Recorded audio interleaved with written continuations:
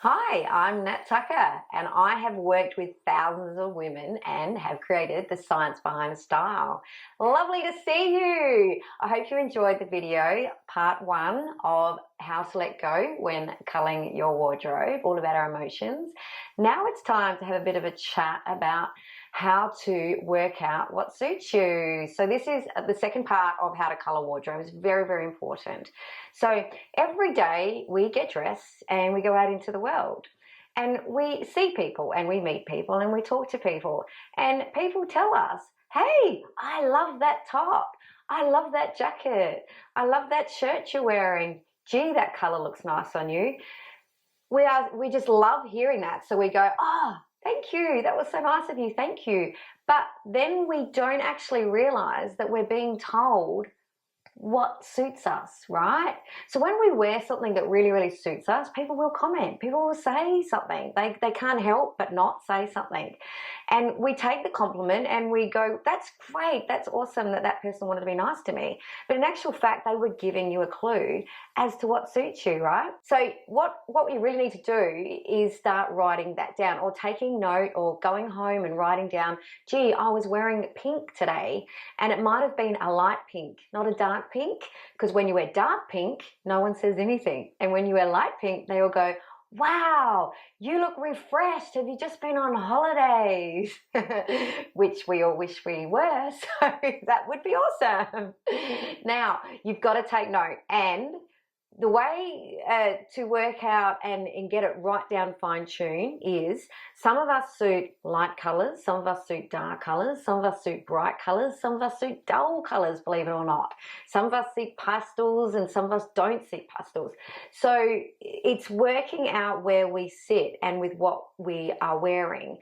And that's how we get our wardrobe down really, really small. So basically, once it's all flowing within our correct color depth and color range, our wardrobe gets really, really small.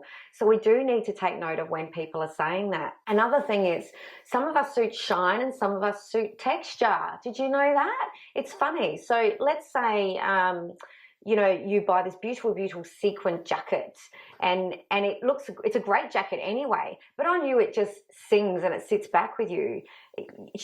You'll be thinking, yeah, I suit shine. Okay, so take note of that. So every time you wear something shiny, does anyone say, oh, you look great in that? Because it really does sit back with you. If it's texturized and it's wooden, do people say, you look lovely today, you look fabulous today? Is the wood sitting back with you? Is it looking more natural? Is it relating to the way you look, right? So that's how you also work out if you suit shiny or you suit texture. So it's another thing. You're probably going, oh wow, I hadn't even thought about that. Yeah, we all have natural appearance, a natural, let's say, a visual appearance that we put out. And when we wear those same things, they sit back and they suit us, okay? So start noticing that too. And even yourself, when you're in a shop and you've got choices of two necklaces, put on a shiny necklace and also put on a texturized or wooden necklace. Stand there and look in the mirror and see which one sits back with the rest of you and doesn't jump out. And see which one jumps out, because that's the one that doesn't suit you naturally. Now, in saying that though, if you're going to go to Tiffany's and buy a $40,000 necklace, yes, that would be lovely, you do want it to stand out. So if you're someone who suits texture, for goodness sakes, buy it in shine, right? You want people to see that piece. You want it to stand out. It's a feature. So basically everything else that you would be wearing would be suiting you and sitting back naturally, and you would have that feature necklace, that feature piece, all right? So that's when you've established whether you suit shine and whether you suit texture, and that's through listening to others. It's through just writing down and taking note what people comment on. And really another great way to know if something doesn't suit you is if it looks like you've borrowed it from somebody. So if it looks like your mum has lent it to you or your grandmother has lent it to you.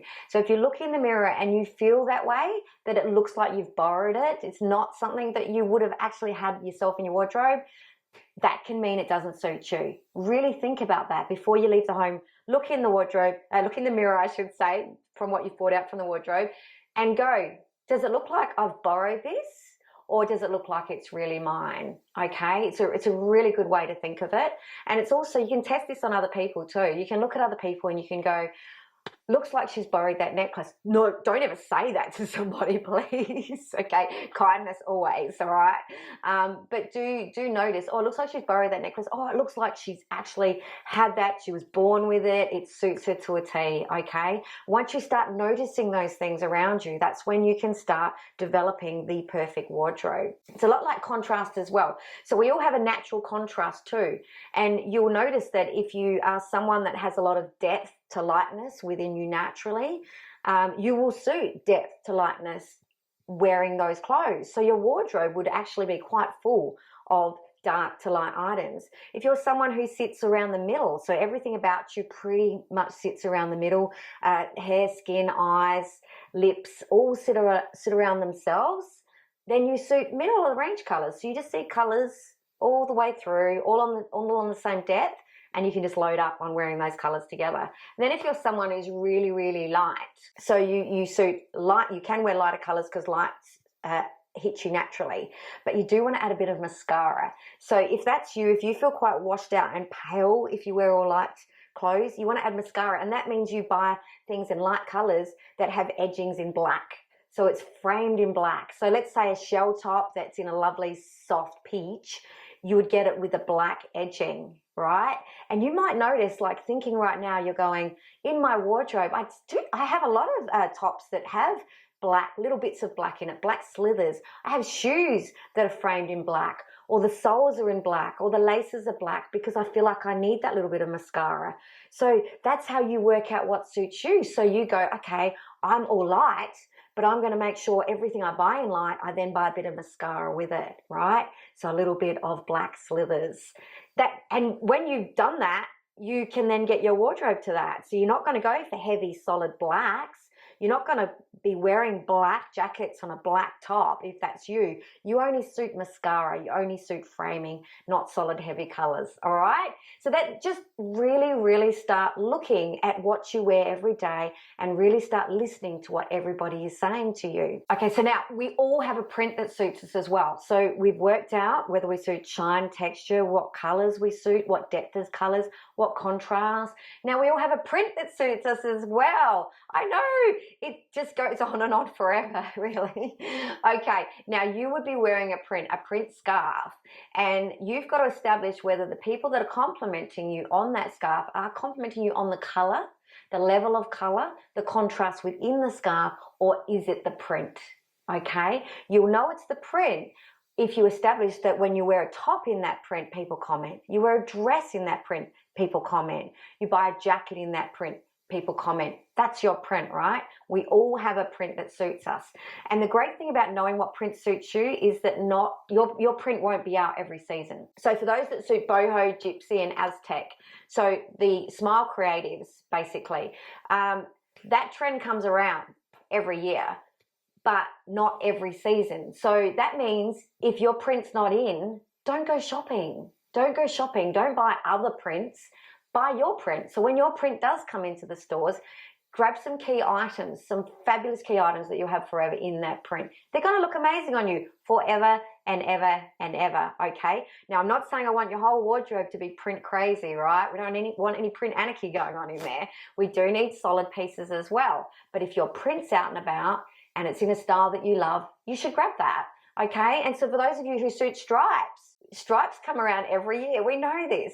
So you guys can go and establish a whole collection of stripes: t-shirt, dress, skirts, jackets, shoes, gorgeous little shoes in stripes, right? People like myself that don't suit stripes, I save thousands of dollars a year just not going near stripes. So when the stripe trend's in, I don't buy into it. I just look at everyone else who wears it so beautifully, okay? I don't buy into it. I save so much money doing that. Stripes are not my thing, okay? So establishing that, oh my goodness, look at me. I don't buy stripes, and I don't buy boho, and I don't buy Aztec, all right?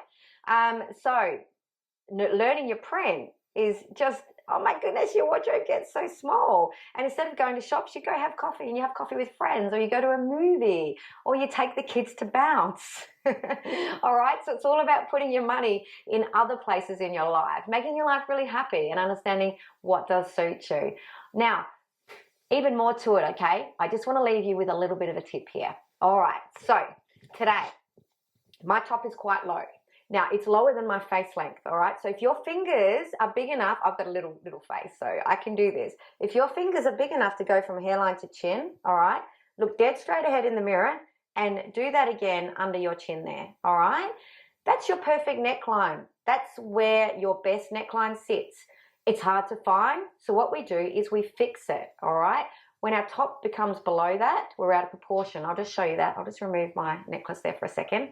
Okay, so below my face length, my proportion of my head is not in with my body there. All right, then we use our second balance point, which is the widest part in our face, down to our chin.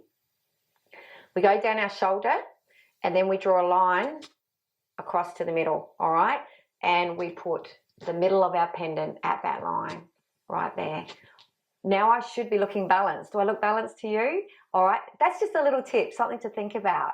So knowing this means I can buy these hugely low tops, all right? I've just got to fill that space with my second balance point there. Yeah? Okay. Now I'm looking forward to next week. Well, the next video, you could be watching them all together at once, where you'll be learning all about my story. All right. See you guys.